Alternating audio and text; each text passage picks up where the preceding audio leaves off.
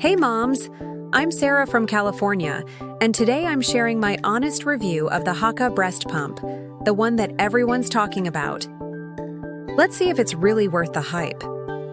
So this is the Haakaa silicone breast pump.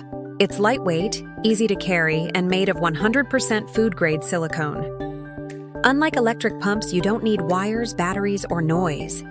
To use it, just squeeze the bottom, place it over your breast, and let it suction naturally.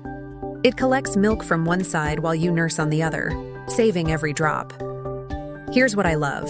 It's super affordable, quiet, and easy to clean. Perfect for night feeds or travel, but if you pump a lot or need faster output, it might not replace an electric pump.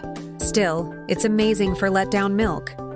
So, would I recommend the Hakka? Absolutely, especially for new moms or anyone looking for a simple, affordable way to collect milk. I'd give it a solid 9/10. Don't forget to like and subscribe for more real mom reviews.